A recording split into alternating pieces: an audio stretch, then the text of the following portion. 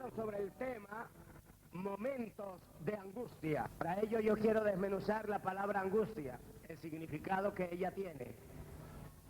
¿Qué es una angustia? Alguien puede decir en una forma sencilla, es pasar por un momento crítico y difícil, y que así es. La palabra angustia significa muchas cosas. Significa adversidad. La palabra angustia significa aflicción. También la palabra angustia significa calamidad, dolor, miseria. Pero la palabra angustia también significa padecimiento, quebrantamiento, sufrimiento y tribulación. Todas esas áreas, esas partes, conforman eso, o quiere decir estar en un momento de angustia. Y pienso que muchos de nosotros hemos pasado por momentos de angustia, en algunas formas diversas, en alguna manera. Hemos tenido grandes angustias, hemos tenido breves angustias, y también hemos tenido prolongadas angustias en ocasiones. ¿Quién puede conocer la angustia tan mejor como la conoce Dios? Usted puede decirme que pasa por un problema en esta tarde. Puede decirme que en su hogar hay dificultades y que usted está en angustia. Tal vez yo le alcance a comprender hasta cierto límite, mas Dios puede comprenderle hasta la profundidad del mismo. Porque bien es dicha la palabra que nadie sabe con la sed que otro bebe, y es una gran realidad.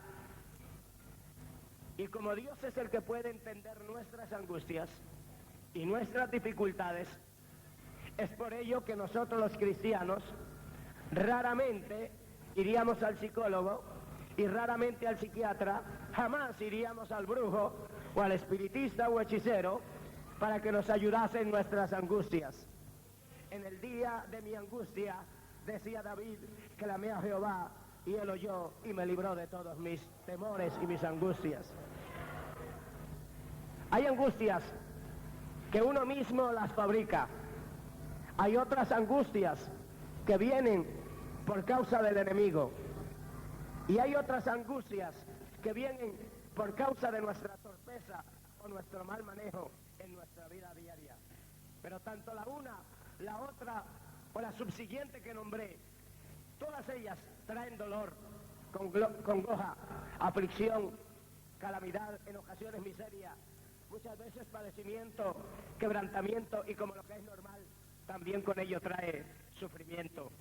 Pero sobre todas esas cosas hay una gran bendición y una gran respuesta que está de parte de Dios para aquellos que le invocan a Él. Por decir algo, en el libro de Éxodo, el capítulo 3 y el verso 6, cuando Dios llama a Moisés y Dios lo comisiona para que liberte a su pueblo, Dios le dice claramente a Moisés, es que yo he conocido sus angustias. Saben ustedes muy bien que el pueblo de Israel duró bajo la opresión de Egipto por más de 400 años. El pueblo fue esclavizado hasta lo sumo. Estaban oprimidos hasta la saciedad por el opresor que eran los egipcios. Pero Dios, que es justo, Dios que mira a la viuda y mira al huérfano y al desamparado, pues Dios también vio a su pueblo. Porque esa es la gran diferencia que hay en nuestro Dios. Es un Dios que, a pesar de ser tan grande, conoce nuestras debilidades, nuestros sufrimientos, pero también nuestras angustias. Y al hablar de que conoce nuestras angustias, digo que conoce individualmente nuestras dificultades. Porque cuando yo clamo a Él, Él me responde a mí en una forma individual. Cuando tú clamas a Él, te responde a ti en una forma individual. A pesar de que en el mundo hay millones y millones y millones de personas, y los han habido, todo aquel, entre todas ese gran conglomerado de personas, de millones y millones, a pesar de ser una generación tan numerosa, Dios puede oír el clamor de aquel, de aquella o de aquellos que están pasando por un momento de angustia y de adversidad. Alabado el nombre del Señor. Dios le dice a Moisés: yo he conocido las angustias de ellos, porque realmente el pueblo estaba oprimido y por ello estaba pasando por una gran angustia. Estaban tan angustiados que muchos años atrás, 40 y algo años atrás, desde ese entonces se estaban matando los niños varones en su gran mayoría. Moisés fue un milagro de Dios, porque en su época ya empezaban a matar los niños y él fue salvo en una forma milagrosa. El pueblo hebreo estaba esclavizado, reitero, hasta la saciedad, pero Dios no era indiferente a su sufrimiento y a su angustia. Dios ya había conocido sus angustias. A veces alguno de ustedes que ha pasado por un momento difícil, un momento crítico, a veces ha pensado que Dios no se interesa en su persona, que Dios es indiferente a sus problemas y a sus dificultades, y ya sean problemas económicos, problemas emocionales, problemas morales o espirituales. Dios no es indiferente a tu problema o a mi problema. Dios conoce nuestras angustias y nuestras dificultades. Dios sabe la gran necesidad que hay en ti, moral, espiritual, económica o emocional. Dios sabe qué necesidad hay en ti. Dios la conoce, la mía. Dios sabe muy bien qué hay en mi vida. Dios lo sabe muy bien, y cuando yo invoco su nombre, como Él conoce muy bien mis angustias, entonces Él puede respondernos. Aleluya. La Biblia dice que Dios es tan grande y tan poderoso que aún no está la palabra en mis labios. He aquí, Señor, dice el salmista, tú ya lo sabes todo. Antes de que yo hable, antes de que me ponga mi queja, más bien diría, hacia Dios. Dios ya ha conocido mis angustias. Ustedes ven en ese pequeño animalillo que anda allí. Está a la vista de todos ustedes. Ya saben que es una mariposilla que vuela. Se ve su volar, el mover de ella en diferentes direcciones. Es igualmente Dios. Dios nos ve cuando nos movemos, aunque ella nos ignore a nosotros, aunque ella sea indiferente hacia nosotros, nosotros ya le hemos visto, nos hemos guiado viéndole y le hemos seguido con nuestra mirada. Creo que Dios es también algo parecido, pero Él es mucho más profundo, porque Él no solamente nos guía con su mirada, sino que conoce lo más profundo de nuestros corazones. Él conoce ese problema. Solo Dios sabe esa lucha que yo tengo, esa dificultad por la cual yo estoy pasando, el problema que hay en casa, que muchas veces hace que yo llore por horas, o el problema económico que hace que yo esté quebrantado delante de Dios. Él sabe cuando tú quisieras darle a sus hijos un pedazo de pollo o de carne, pero en ocasiones el dinero no te alcanza, y realmente muchas veces eso se vuelve algo angustioso. Pero Dios conoce, Dios sabe esa situación. Es más, Dios ve también cuando los zapatos tuyos están rotos y tienes problema para comprar un repuesto para ello o otro par. Aún esa sencillez Dios conoce, pues si Dios cuida de las aves y Dios conoce la necesidad de ellas, cuanto más tu necesidad, mi necesidad, nuestra necesidad. Aleluya. Dios conocía las angustias que el pueblo de Dios, su pueblo, estaba pasando. Y en ocasiones, reitero, hay diferentes clases de angustia, pero yo puedo decir algo, más de todas ellas nos librará el Señor. Yo veo en la Biblia algunos hombres que pasaron angustias y en su angustia fracasaron, y otros clamaron a Él y Él les respondió. El problema de la gente hoy día es que han ignorado voluntariamente a Dios, y por eso cuando llega el momento de la crisis, el momento de la dificultad, el momento de la lucha, del problema, el momento tan crítico que viene a su vida, como han ignorado voluntariamente a Dios, en ese momento no tienen a quién recurrir, porque no han querido acercarse a Dios. Y aunque si se acercasen en ese momento, seguro estoy de algo, que Dios en su infinito amor y misericordia les respondería. Aleluya. Pero ¿sabe? ¿Por qué la gente se ha tirado o se tira en ocasiones de algunos edificios de aquí de la ciudad? Porque están en una angustia. No es porque están alegres o contentos o tienen un mejor momento, no, es porque están pasando momentos de angustia. Aquellos que se han tirado del viaducto, seguro estoy que es que han tenido grandes momentos, meses o años de angustia y no han podido soportar la angustia y han optado por el suicidio. Eso ocurre cuando no hay un Dios a quien clamar o no hay un Dios en quien confiar. Pero oh, gloria a Dios, sin hablar jactancia, tú y yo no tendríamos que recurrir a ello, porque a pesar de toda angustia o desesperación, problema o dificultad, sabemos que en el cielo hay uno que todavía vive, reina y permanece para siempre. Aleluya. Oh, gloria a Dios. Yo veo a Elías, porque a veces creemos que los hombres y las mujeres de Dios no tienen problemas, no pasan por dificultades u angustias. A veces se puede creer que el pastor Jaime Beltrán no le duele una muela, que a él vive en una nube blanca y que le están echando los ángeles vientecito fresco y que nada ocurre. Pero se han equivocado ustedes, amados hermanos. Siempre estoy diciendo, por favor, oren por mí, oren por mi hogar, oren por el ministerio, oren, ayúdenme en oración, porque yo reconozco que soy un hombre como ustedes, soy una persona como ustedes, vivo en este mundo como viven ustedes, estoy expuesto a todos los ataques del diablo como están expuestos ustedes, que si estoy aquí predicando en esta hora y llegando a tanta gente a través de la radio, no es por lo que Jaime Beltrán sea, ni por lo grande o poderoso, o por el poder intelectual o teológico que tenga o no. Tengo que reconocer es que la misericordia de Dios ha sido grande para mi vida, como ha sido grande para tu vida también. Pero soy tan humano como tú lo eres, soy humano.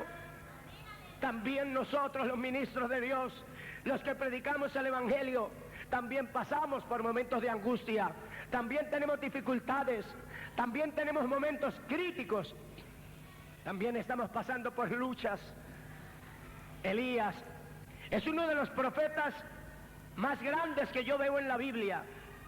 Todos ellos tienen un gran mérito, ya sea Isaías, Jeremías, Ezequiel, cada quien pasó por su área, tuvo su momento, su forma. Dios canalizó a cada uno de ellos según fue su voluntad.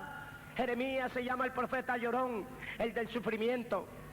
Ezequiel era diferente, era el de las grandes visiones y las revelaciones. Pero de Isaías se habla del profeta mesiánico, el que más vio en una forma profética lo que vendría a ser el Mesías para nosotros. Pero Elías es diferente a todos ellos.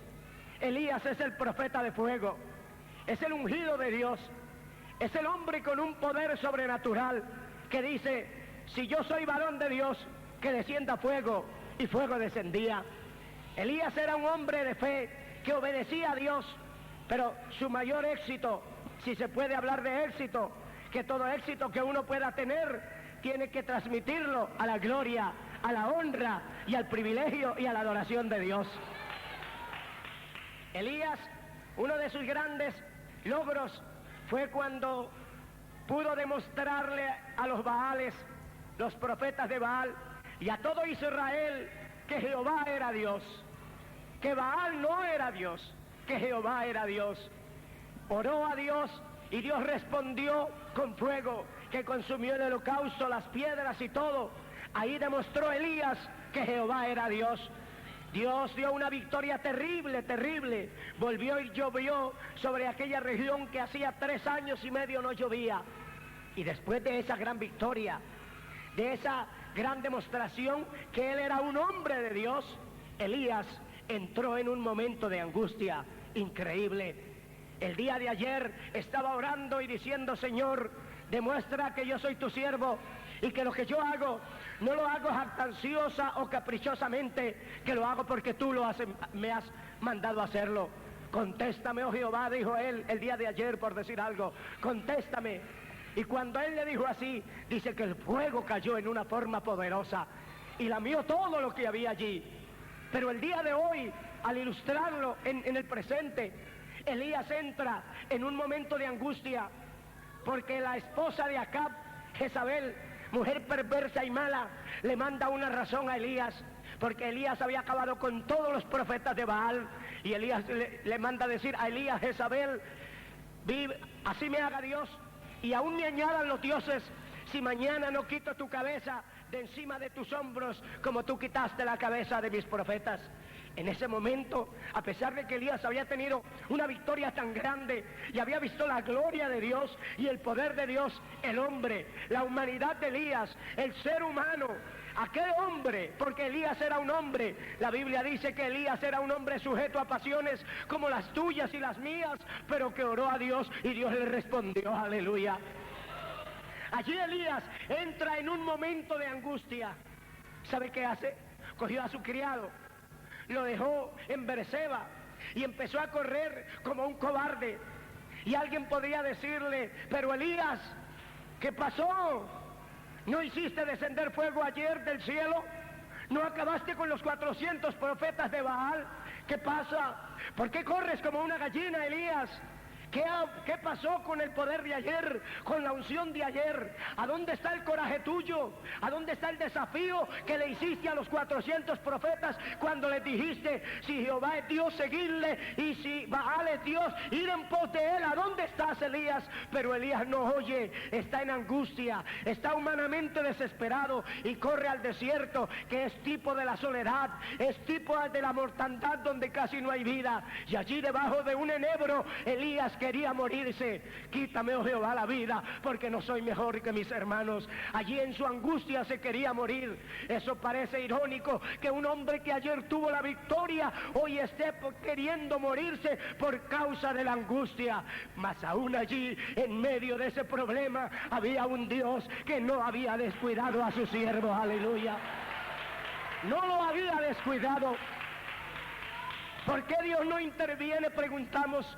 ¿Por qué Dios permite que Elías pase por esa situación tan adversa, emocionalmente hablando? Que se acobarde. ¿Por qué Dios permite la angustia en Elías? Yo he creído que Dios lo permite. Muchas veces, después de una gran victoria, Dios permite ciertas cosas en nuestra vida para demostrarnos que nosotros no somos más que simples instrumentos, que no somos más que simples hombres, que no podremos hacer por nuestro medio nada, que por nuestro medio yo no puedo hacer nada, que si Jehová no está conmigo, yo no podría hacer nada aquí en esta noche, que si su gracia y su misericordia no está conmigo, nada podríamos hacer. Aleluya. Dios tiene que permitirlo en ocasiones. ¿Por qué tiene que permitirlo? Para Él demostrarnos que no somos más que simples hombres, hombres débiles, que si hay algo en ti, mujer, que me oye, que si hay algo en mí, varón, que si hay algo en ti que me oyes en esta hora, es porque Dios está contigo. No es, óyeme bien, no es la capacidad que tú tienes, no es lo hermoso que eres o lo guapa que tú eres, mujer, no es el léxico hermoso o la fraseología que tenga o la facilidad de palabra, o no es el carisma que tú tienes por tus propios medios, es porque Jehová está contigo, es porque Él te acompaña, es porque Él te ha dado el poder. Toda buena dádiva y todo don perfecto desciende de lo alto del Padre de las luces. ¿Por qué permite, Señor, que Elías pase por esa situación? Para demostrarle que sin Él nada puede hacer Elías. Porque Elías se había podido inflar y decir: soy el profeta de fuego.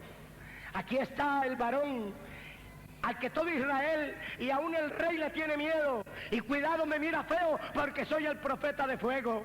Y si hubiera un vanagloriado, y si hubiera llenado de ínfulas, y uno debe reconocer que toda gloria, toda alabanza, toda adoración y toda honra solo pertenecen a Él.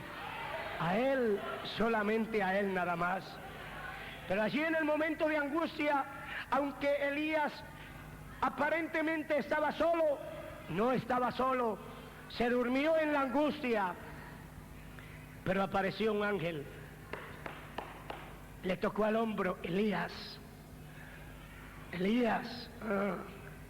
levántate, come. Es que Dios no descuida a sus hijos. Dios no es como nosotros. Ese cobarde se fue, salió corriendo, que se lo lleve el diablo, que se lo traiga el desierto. Oh no, allí en medio de la angustia, aunque aparentemente como que Dios no está, como que no nos responde, pero Él está ahí cerca de nosotros, Él está ahí caminando con nosotros, Él está diciéndonos, no tema porque yo estoy contigo, no desmaye porque yo soy tu Dios, alabado el nombre del Señor. Mas sin embargo Elías siguió durmiendo, y Dios en su paciencia volvió y le trajo una merienda y le dijo, Elías, come, bebe, fortalécete, porque no has acabado tu ministerio todavía. No te vas a morir, Elías, largo camino te resta todavía.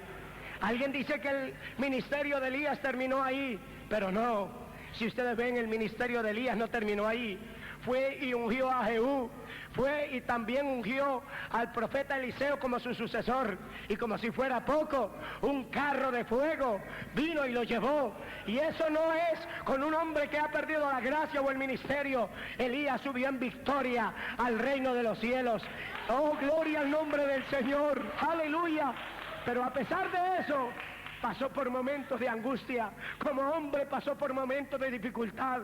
¿Quién puede levantar aquí en esta noche una piedra y decir, yo nunca he tenido luchas o angustias? Yo diría que es el fariseo más grande. Todos hemos pasado por esos momentos de adversidad, momentos duros, momentos críticos, que hablando en un sentido humano y boxístico, estaríamos a punto de tirar la toalla, y tal vez hemos dicho, no voy más a la iglesia, no paga, y el diablo ha aplaudido y has dicho, está bien muchacho, me gusta que hables en esa manera, no vuelvas más a la iglesia. Así se habla, pero ha resultado dentro de nuestro corazón cuando hemos dicho en nuestra angustia que no más iglesia, que no más Dios, que no más Biblia, que no más himnos, y nos hemos tratado de enclaustrar allí en nuestro cuarto o en nuestra casa. Entonces la llama, el fuego dentro de nosotros ha comenzado a arder y no hemos podido soportarlo.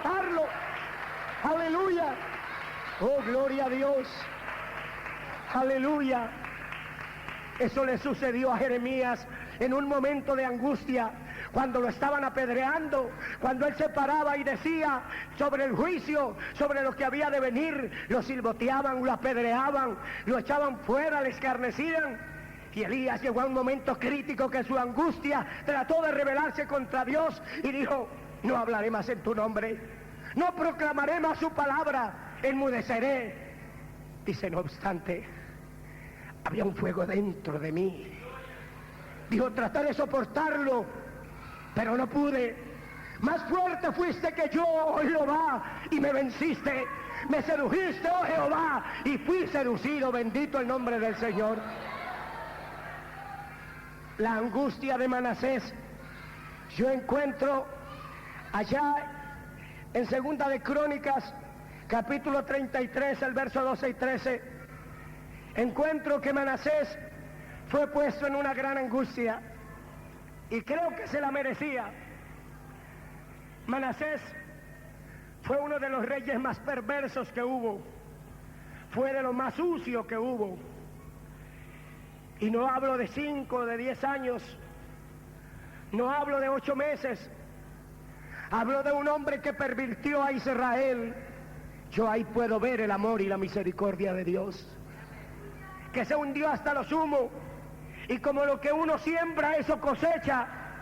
Los asirios lo tomaron preso y lo llevaron encadenado, y la Biblia dice en esos versículos que Manasés fue aprisionado y puesto en gran angustia, y allí en su angustia, oh gloria a Dios, clamó a Dios, y Dios lo oyó y lo libró, alabado el nombre del Señor.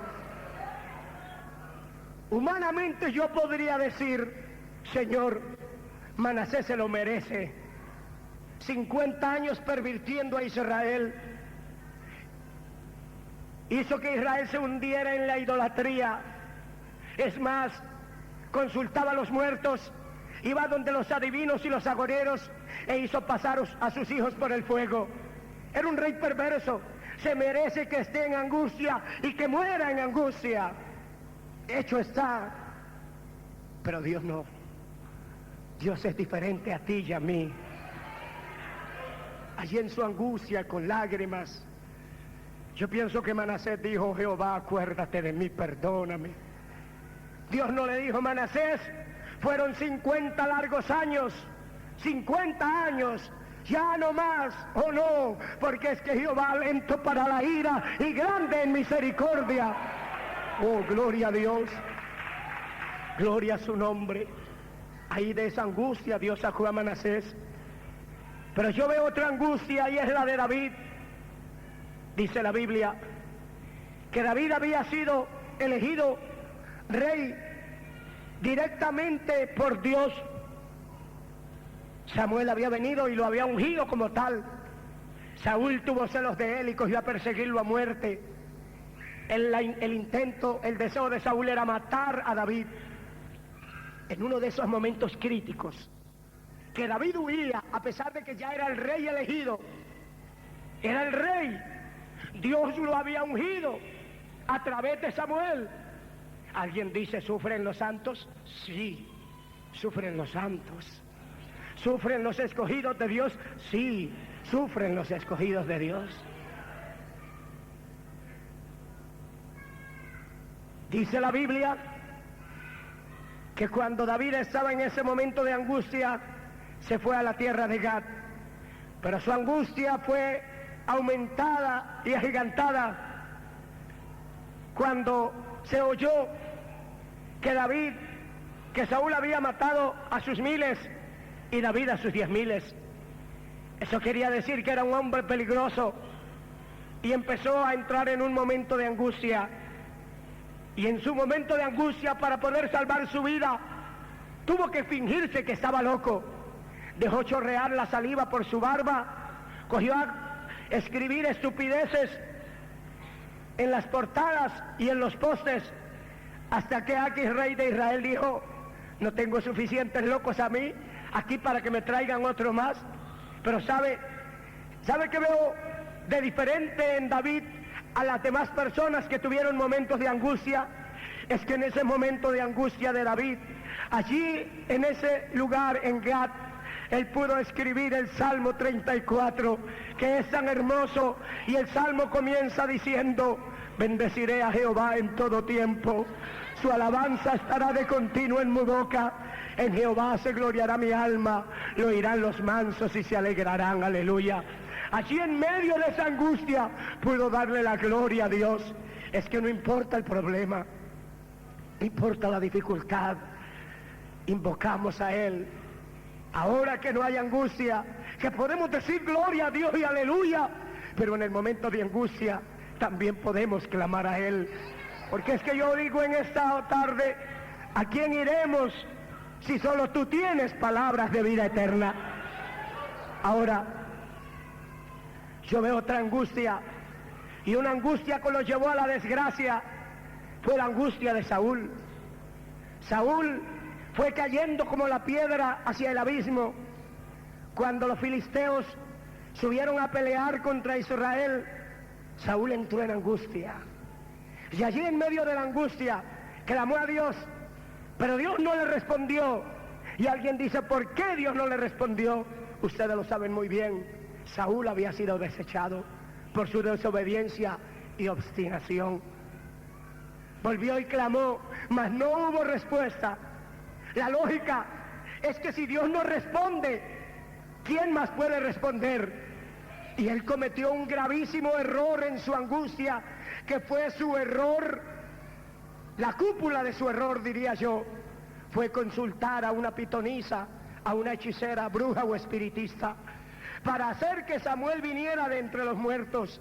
Es el problema de la gente, que muchas veces clama a Dios, y como Dios no responde al otro día o al tercer día, entonces van donde el brujo, la bruja, el espiritista, el hechicero, y Dios abomina eso. A Dios no le agrada eso. En su angustia Saúl clamó allí a la pitonisa, y por ese pecado Dios lo cortó. Que usted en sus momentos de angustia no cometa locuras. Yo le recomendaría algo en esta hora: que clame a Dios, que tarde o temprano Él ha de responderle. Aleluya.